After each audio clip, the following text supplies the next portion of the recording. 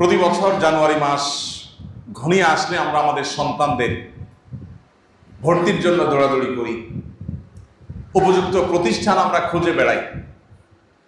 উদ্দেশ্য আমাদের সন্তানের উন্নত ক্যারিয়ার যেন সে গড়ে তুলতে পারে, সন্তানের ভবিষ্যৎ যেন উজ্জ্বল হয়, সে যেন সুশিক্ষিত হয়।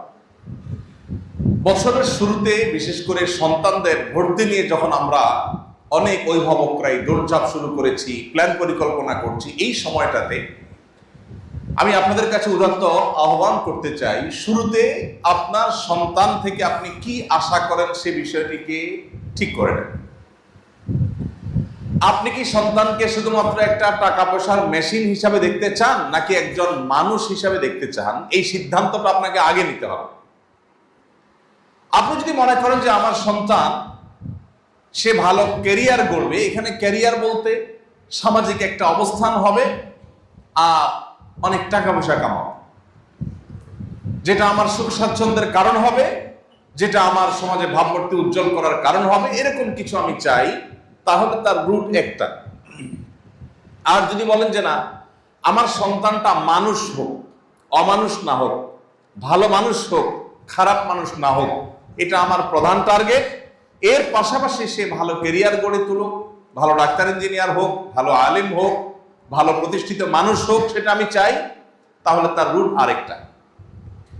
আমি একটি কথা প্রায় বলার চেষ্টা করি যে আমাদের এই সমাজে বেশিরভাগ বাবা মা চায় আমার সন্তান থাকুক দুধে ভাতে, বাস, ফুল স্টপ, দাড়ি, আর কিছু চাওয়া নেই। চাওয়াই এটা যে আমার সন্তান কিসে থাকুক? দুধে ভাতে থাকুক। সন্তান দুধে ভাতে থাকুক, এই চাওয়াটা দোষের না ভাই। আপনার সন্তানের দুধে ভাতে থাকার চাওয়া আপনার মধ্যে থাকুক, কিন্তু তার পাশাপাশি এটাও থাকুক, বরং এটাকে আপনি অগ্রাধিকার দিয়ে ভাবুন যে আমার সন্তান যেন মানুষ হয়ে বেঁচে থাকে, ও যেন ঘুষখোর না হয়, ও যেন সুদখোর না হয়, ও যেন সন্ত্রাসী না হয়, সে যেন চিটার বাটপার না হয়, সে যেন কারোর হক মারার মতো মানুষ না হয়, সে যেন কারোর কষ্টের কারণ না হয়, সে যেন ভালো মুসলমান হয়, সে যেন আল্লাহ ভীরু হয়, সে যেন মুত্তাকি পরেজগার হয়, সে যেন কোরআন সুন্নাহকে চিনে। এইটা থাকুক, পাশাপাশি সে তার ভালো ক্যারিয়ার গড়ে তুলুক, সে ভালো ডাক্তার ইঞ্জিনিয়ার হোক। এই চাওয়াটা দোষের নয়। ভাইরা আমার, সন্তানের শুধু দুধভাতের চিন্তা যারা করেন, হয়তো সন্তান দুধভাত পেয়েও যায়, হয়তো ভালো লাইফ, লাক্সারিয়াস লাইফ সে পেয়েও যায়, কিন্তু ভালো মানুষ না হওয়ার ফলে সন্তানের ওই সুখময় স্বাচ্ছন্দ্যময় জীবন, তার ওই উন্নত ক্যারিয়ার বাবা মাকে আনন্দ দেয় না। বহু সন্তান আছে, অনেক প্রতিষ্ঠিত হয়েছে, অনেক ভালো জায়গায় গিয়েছে, অনেক বড় চেয়ারে বসেছে, অনেক টাকা পয়সা কামাচ্ছে, অনেক প্রতিষ্ঠিত মানুষ হয়েছে, কিন্তু বাবা মার চক্ষু শীতল হচ্ছে না, নয়ন জোড়াচ্ছে না সে সন্তানকে দিয়ে। কারণ সন্তান অমানুষ, সন্তান বাবা মার প্রতি দায়িত্বশীল না, ভাই বোনের প্রতি দায়িত্বশীল না, সন্তানের ভিতরে তাকওয়ার ঘাটতি আছে, সন্তানের মধ্যে ঈমান আমলের ঘাটতি আছে। এই সন্তান বাবা মার চক্ষু জোড়ানো, নয়ন জোড়ানো, চক্ষু শীতলকারী সন্তান হতে পারেনি। তাহলে সন্তান শুধু দুধে ভাতে থাকলে, সন্তান শুধু ভালো জায়গায় চলে গেলেই সেটা আপনার শান্তি, আপনার সুখ, আপনার প্রশান্তির কারণ হবে না। সন্তান ভালো মানুষ হয়, পাশাপাশি তার যদি প্রতিষ্ঠিত সে হয় তখন। ভাইরা আমার, এই জন্য সন্তানের ক্যারিয়ার নিয়ে আমরা যারা ভাবছি, তার শিক্ষা জীবন নিয়ে যারা পরিকল্পনা করছি, সে সমস্ত অভিভাবকদেরকে আমি বিনয়ের সাথে আহ্বান করতে চাই, আমরা আমাদের উদ্দেশ্যটা আগে ঠিক করি। আমরা আমাদের সন্তানের ভালো মানুষ হওয়াটাকে সবকিছুর উপর অগ্রাধিকার দেব, ভালো মুসলমান হওয়ার দিকটাকে অগ্রাধিকার দিব, পাশাপাশি তার ক্যারিয়ার, তার অন্যান্য বিষয়গুলোকে ভাববো। এই যদি হয় আমাদের টার্গেট, তাহলে এবার প্রতিষ্ঠান নির্বাচন করা, শিক্ষক নির্বাচন করা, শিক্ষার রুট নির্বাচন করা, এগুলো আমাদের জন্য অনেকখানি সহজ হয়ে যাবে। আপনি আপনার সন্তানকে সেক্ষেত্রে সেই প্রতিষ্ঠানে ভর্তি করবেন যেখানে ভর্তি করলে আপনার সন্তানের নীতি নৈতিক দিকটা সংরক্ষিত থাকবে, আপনার সন্তান ফাসেক হয়ে যাবে না, মুত্তাকি থাকবে। সেই প্রতিষ্ঠানে আপনি ভর্তি করাবেন যে প্রতিষ্ঠানে ভর্তি করালে আপনার সন্তানের ঈমান আমল হেফাজতে থাকবে, নষ্ট হবে না। আপনার পড়ালেখা একটু ভালো মন্দ হলো কি হলো না, তার চেয়ে গুরুত্বপূর্ণ বিষয় হলো যে আমার সন্তানের ঈমান আমলটা সেফ থাকলো কি থাকলো না। দেখুন, আমরা পৃথিবীতে চিরকাল থাকবো না, একসময় চলে যাব। এই সন্তানরা, এই ভবিষ্যৎ প্রজন্মরা, তারাই আমাদের চিন্তাধারা, আমাদের ঈমান আমলকে ধারণ করবে, লালন করবে। সন্তানকে যদি আল্লাহর সাথে পরিচিত করান, সন্তান যদি কোরআনের সাথে পরিচিত হয়, সে যদি ভালো মুসলমান হয়, তো আপনি এটা নিশ্চিত ধরে রাখতে পারেন এই সন্তান কখনো আপনার কষ্টের কারণ হবে না ইনশাআল্লাহ। আর যদি সন্তানকে আপনি আল্লাহমুখী না বানাতে পারেন, মুত্তাকি না বানাতে পারেন, তাহলে এই সন্তান আপনার দুঃখের কারণ হতে পারে, জোরালো সম্ভাবনা আছে। ভাইরা আমার, আমাদের সন্তানদের ব্রেইন গুলোকে ধোলাই করবার জন্য, মগজ ধোলাই করবার জন্য পশ্চিমারা তাদের মতো করে শিক্ষা কারিকুলাম আমাদের এখানে পুশ করার চেষ্টা করে। আমি এর আগে বলেছিলাম, শিক্ষা মন্ত্রণালয়ে বেশ কয়েকবার আমাকে যেতে হয়েছে পাঠ্যপুস্তক নিয়ে, শিক্ষা কারিকুলাম নিয়ে নানা বিষয়ে, সংশ্লিষ্ট বিষয়ে কর্তৃপক্ষের সাথে একাধিকবার বৈঠকের জন্য যেতে হয়েছে। আমি অবাক হয়েছি, অন্য আরো অনেক মিনিস্ট্রিতে আমি গিয়েছি বা অনেক দপ্তরে আমার যাওয়া হয়েছে, কিন্তু আমার কাছে মনে হয়েছে 2-3টা দপ্তরে বিদেশিদের আনাগোনা সবচেয়ে বেশি, এর মধ্যে একটা হলো শিক্ষা।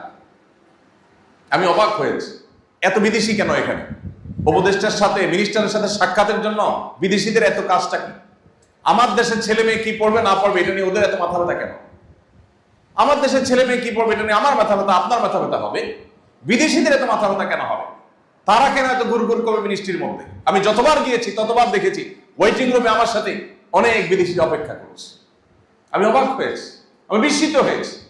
আমাদের সন্তানদের ব্রেইন ওয়াশ করার জন্য, তাদেরকে বেঈমান করবার জন্য, তাদেরকে এদেশীয় কালচার থেকে সরাবার জন্য শিক্ষা কারিকুলামে হেন কোনো চেষ্টা না যে করা হয়নি। আপনারা জানেন, বিগত আমলে এটাকে নষ্ট করতে করতে এমন একটা পর্যায়ে নিয়ে যাওয়া হয়েছে যে আমরা ঘন্টাকে ঘন্টা বক্তব্য দিতে হয়েছে এটা নিয়ে। আলহামদুলিল্লাহ, কিছু কিছু বিষয় থেকে তখন সরকার সরে আসতে বাধ্য হয়েছে, কিন্তু এখনো সেই ষড়যন্ত্র বসে নাই, এখনো সে চলমান আছে। এখন আপনার সন্তান কি পড়ে? ও কি বাংলা শিখতে গিয়ে বাংলা শিখছে নাকি প্রেম শিখছে? সে কি বাবা মার অবাধ্যতা শিখছে? সে কি অবৈধ সম্পর্ক করা শিখছে শিক্ষার নামে? এই বিষয়টা দেখভাল করা আপনার দায়িত্ব। অনেক বাবা মা আছেন, ছেলে ফেলে ভালো স্কুলে চান্স পেলো কিনা, ভালো রেজাল্ট করলো কিনা, এরপরে ভালো কলেজে যেতে পারলো কিনা, ভালো ভার্সিটিতে যেতে পারলো কিনা, ভালো জায়গায় চাকরি পাইলো কিনা, ব্যাস এটাই তার দেখার দায়িত্ব মনে করে। বরং দুর্ভাগ্যজনক সত্য হলো, অনেক অভিভাবক আছেন, সন্তান ভালো জায়গায় যেন চান্স পায়, ভালো রেজাল্ট যেন করে, সেজন্য পারলে সন্তানের জন্য টাকা দিয়ে নকল কিনে এনে দেয়, সন্তানের জন্য প্রশ্ন, ফাঁস হওয়া প্রশ্ন কিনে এনে দেয়। অনেক অভিভাবক এরকম আছে না নাই? যেই অভিভাবক তার সন্তানের জন্য ফাঁস হওয়া প্রশ্ন কিনে এনে দেয়, সংগ্রহ করে দেয়, নকল সরবরাহ করে দেয়, এই অভিভাবক এই সন্তানের হাতে মূলত বিষ তুলে দিচ্ছে, তাকে অমানুষ করছে, নীতিহীন করছে, চোর এবং প্রতারক বানাচ্ছে। এই ছেলে রাষ্ট্রের কোন দায়িত্বে যখন যাবে, সে একজন চোর, ঘুষখোর, টিনচোর, গমচোর এবং ডাকাতের ভূমিকা অবতীর্ণ হবে। তো আমরা যারা অভিভাবক আছি, আল্লাহর কাছে আমাদের অনেক বড় দায়িত্ব আছে ভাই। আপনার সন্তানের শিক্ষা বিষয়ক পরিকল্পনা করবার আগে আপনি ভাবুন, আপনি সন্তানকে কোথায় দেখতে চান। অন্য সবার সন্তানরা চকচকে গাড়ি বাড়ি এগুলো স্বপ্ন দেখে, আপনি আপনার সন্তানটা ভালো মানুষ কিনা, মা বাবার কথা শুনে কিনা, সৎ কিনা, আল্লাহ ভীরু কিনা, আল্লাহকে ভয় করে চলে কিনা, হালাল হারাম মেনটেন করে চলে কিনা, আপনি সেটাকে দেখবেন। যদি এই জায়গাটাতে আপনি ফোকাস করতে পারেন, মনোযোগ দিতে পারেন, আর সন্তানের আদর্শটাকে আপনি হেফাজত করতে পারেন, তাহলে আপনি একজন সার্থক অভিভাবক। এই দেশকে এগিয়ে নেওয়ার পেছনে আপনার ভূমিকা সবচাইতে বেশি। আমাদের এদেশে এখন শিক্ষিত জনগোষ্ঠী গড়ে তোলার চাইতে সৎ জনগোষ্ঠী গড়ে তোলার কোন অংশেই গুরুত্ব কম নয়। কারণ এদেশে বহু শিক্ষিত মানুষ আছে, এত পরিমাণ চোর, এত পরিমাণ বাটপার, এত পরিমাণ দুর্নীতিবাজ, এত পরিমাণ ঘুষখোর, এত পরিমাণ সুদখোর, যে এই দেশটা আজ আকাশে থাকার কথা সেটা আজ পাতালে। আমি 10 বছর মধ্যপ্রাচ্যে ছিলাম। আমি পৃথিবীর অন্যান্য দেশীদের সাথে আমার প্রবাসী বাংলাদেশি ভাইদেরকে কম্পেয়ার করার চেষ্টা করতাম। আপনি এখনো যদি মধ্যপ্রাচ্যে যান, সৌদি আরবে যান, বিভিন্ন দেশে যান, আপনি অবাক হবেন। অন্য অনেক দেশে মানুষের চাইতে এদেশের মানুষ বিদেশে গিয়ে অনেক বেশি পরিশ্রম করে। নিজের 8 ঘন্টা ডিউটি শেষ করার পরে রাস্তায় অনেকে আছেন যে তারা কার্টুন পোড়াচ্ছেন, আপনার বিভিন্ন সফট ড্রিঙ্কসের যে ক্যান সেগুলো কুড়াচ্ছেন, কারণ সেগুলো কেউ ধরে বিক্রি করে দেশে একটু পাঠাবেন। অনেকে নিজে একটু ভালো রেখে দেশে পাঠানোর জন্য চেষ্টা করে, এত পরিশ্রম করার চেষ্টা করে সাধারণ মানুষ, কিন্তু দুর্নীতি, দেশের সম্পদ বাহিরে পাচার করে এই দেশটাকে বরাবরের মতো লুট করে শেষ করে ফেলা হয়েছে। আর এই জন্য আপনার সন্তানটা অনেক বড় শিক্ষিত হওয়ার চাইতে কোনো অংশে কম গুরুত্বপূর্ণ নয় যে সে একজন ভালো মানুষ হবে, সৎ মানুষ হবে, যে ঘুষ এবং দুর্নীতির সাথে জড়াবে না। এই দেশে যত শিক্ষিত প্রজন্ম গড়ে উঠেছে, এদেশে যত শিক্ষিত মানুষ তৈরি হয়েছে, সেই তুলনায় ততটা সৎ মানুষ গড়ে উঠে নাই। আর এই জন্য অভিভাবক হিসাবে আমাদের দায়িত্ব, কর্তব্য হলো যে আমার সন্তান থেকে আমি এক্সপেক্ট করি কি, আশা করি কি, সেই জায়গাটা আগে ঠিক করা। আমার সন্তানকে জীবনের শুরুতে বলে দেওয়া, বাবা সততার সাথে পরীক্ষা দিবা, নকল করবে না, কারোরটা দেখে লিখবে না, অসৎ উপায় অবলম্বন করবে না। এতে যদি তোমার রেজাল্ট খারাপও হয়, আমরা তোমাকে অ্যাপ্রিসিয়েট করব, আমাদের কোনো দুঃখ থাকবে না। কিন্তু কয়জন আছে সেরকম অভিভাবক বলে? অভিভাবকের কথা হলো তোমার পাস করতে হবে, ভালো রেজাল্ট করতে হবে। সেটা কিন্তু চুরিদারি করে করছো, নকল করে করছো, এটা আমার দেখার দরকার নেই। অভিভাবকের যখন এই মেন্টালিটি হয়, তো সেই ছেলে যখন বড় হয়, সেই মেয়ে যখন বড় হয়, এই ঘুষখোর হয়, এই সুদখোর হয়, এই চোর বাটপার হয়, এই দুর্নীতিবাজ হয়, এই দেশকে ধ্বংস করে। এই জন্য আমাদের জীবনের লক্ষ্য, বিশেষ করে সন্তানদের কাছে আমাদের যে এক্সপেকটেশন, এটাকে ঠিক করা দরকার। আমি প্রায় বলি, আমার ছেলে মেয়েদেরকে আমাদের সবসময় বলা আছে, ভালো ফলাফল চাই, তবে সৎ উপায়ে হলে আলহামদুলিল্লাহ, না হলে কোনো দুঃখ নেই। আপনার সন্তান সৎ এবং ভালো মানুষ থাকতে পেরেছে, এটাই তার জীবনের সবচেয়ে বড় সাফল্য। এই জিনিসটা যত তাড়াতাড়ি আমরা বুঝতে পারবো, তত তাড়াতাড়ি আমাদের কল্যাণ হবে। আমাদের মুশকিল হলো, জগতের চাকচিক্যগুলো আমাদেরকে প্রভাবিত করে। অমুকের ছেলে এটা করেছে, আমার ছেলে কি করেছে, অমুকের ছেলে তমুকটা করেছে, আমার ছেলে কি করেছে। এইভাবে আমরা আমাদের সন্তানদেরকে জাগতিক বিষয়গুলোতে কম্পেয়ার করি, তাদের নীতি এবং আদর্শটা সেভাবে আমরা শিখাই না। এই জন্য শিক্ষাবর্ষের শুরুতে সন্তানের জন্য সেরকম প্রতিষ্ঠান, সেরকম শিক্ষা, সেরকম শিক্ষক, সেরকম পরিবেশ আপনি নিশ্চিত করুন, যেখানে সন্তানের নীতি, আদর্শ, মোরালিটি, নৈতিকতা ঠিক থাকবে। এরপর বাকি যা হবে না। আল্লাহ তাআলা আমাদের সবাইকে আমাদের সন্তানের সেই উজ্জ্বল ভবিষ্যৎ গড়ে তোলবার সূচনা এখন থেকে করার তৌফিক দান করুন। আমাদের সন্তানদের ঈমান, আমল, সততা, নীতি, নৈতিকতা, আদর্শ, এগুলো যেন সুরক্ষিত থাকে। সেজন্য নিজেদের ভালো মানুষ হওয়ার পাশাপাশি তাদেরকে নিয়ে বসতে হবে, আলাপ আলোচনা করতে হবে, ঘরোয়া বৈঠক হইতে হবে। পরিবারগুলোতে এখন ঘরোয়া বৈঠক নাই, শুধুমাত্র টেলিভিশন রুমে সবাই বসে ভূতের মতো টেলিভিশনের দিকে চেয়ে থাকে।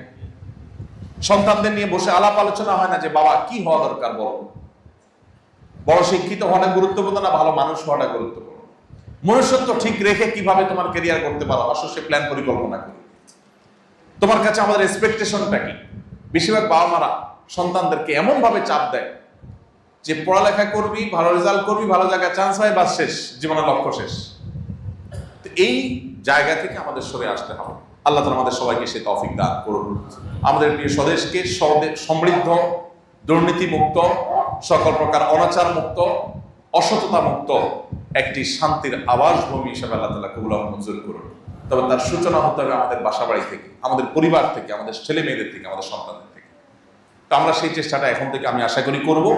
ইনশাআল্লাহ আল্লাহ তাআলা আপনার পরিবারকে একটা জান্নাতি পরিবার করবেন। আপনার ছেলে মেয়ে আপনার নয়ন জোড়ানো সন্তান হবে। আল্লাহ তাআলা কোরআনে কারীমে একটা দোয়া শিখাইছেন, সূরা ফুরকানের 74 নম্বর আয়াত, রব্বানা হাব লানা মিন আজওয়াজিনা ওয়া যুররিয়াতিনা কুররাতা আ'য়ুন ওয়াজআলনা লিল মুত্তাকিনা ইমামা। অত্যন্ত অসাধারণ একটা দোয়া, অর্থবহ একটা দোয়া। আল্লাহ বলেছেন যে তো আল্লাহর কাছে যেন আমরা শিখাই, আল্লাহ নেককার বান্দারা আল্লাহর কাছে যেন আমরা চাই, আল্লাহ শিখাইছেন আমাদেরকে আল্লাহর কাছে যেন আমরা চাই, আল্লাহ নেককার বান্দারা আল্লাহর কাছে দোয়া করেন, রব্বানা হাব লানা মিন আজওয়াজিনা ওয়া যুররিয়াতিনা কুররাতা আ'য়ুন।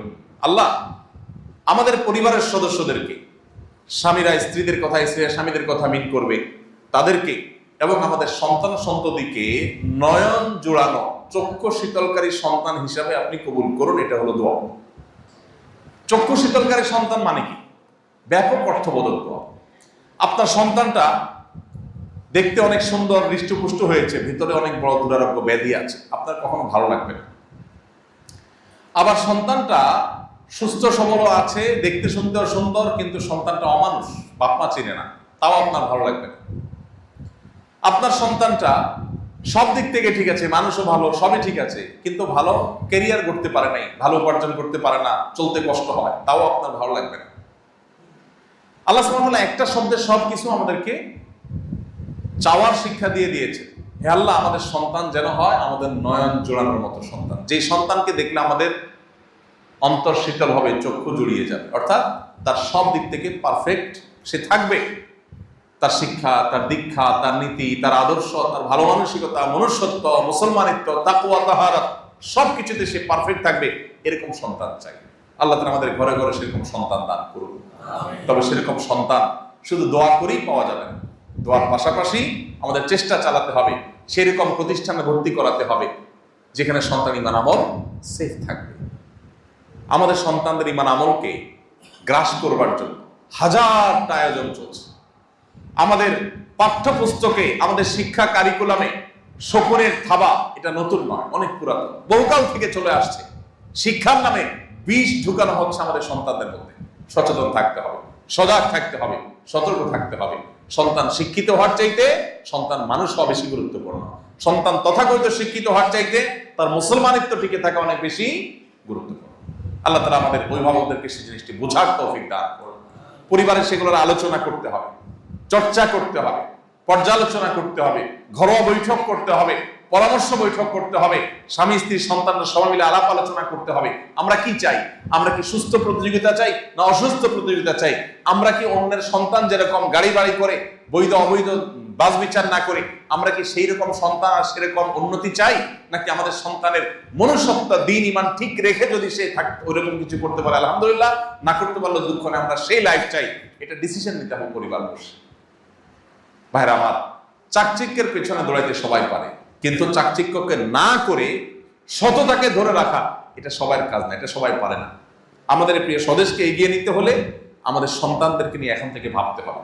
একটা ভালো প্রজন্ম গড়ে তুলতে হবে, যে প্রজন্ম সৎ, নিষ্ঠাবান, আল্লাহ ভীরু, মুত্তাকি, পরহেজগার, যারা ঘুষখোর না, দুর্নীতিবাজ হবে না, নীতি আদর্শকে কখনো বিক্রি করবে না, বিকিয়ে দিবে না। সেরকম একটি প্রজন্ম গড়ে তুলতে না পারলে কখনো এই দেশের চেহারা পরিবর্তন করা সম্ভব হবে না। কোনো সংস্কার করে লাভ হবে না। সংস্কার করে কি হবে? এই সংস্কারকে ইমপ্লিমেন্ট যারা করবে, এটাকে বাস্তবায়ন যারা করবে, তারা যদি সৎ না হয়, আল্লাহ ভীরু না হয়, কোনোদিনই এই সংস্কার কাজে আসবে না। আল্লাহ তাআলা আমাদের সবাইকে বছরের শুরুতে সেরকম প্ল্যান প্রোগ্রাম করার তৌফিক দান করুন। আস-সুন্নাহ ফাউন্ডেশন, উম্মার স্বার্থে, সুন্নাহর সাথে।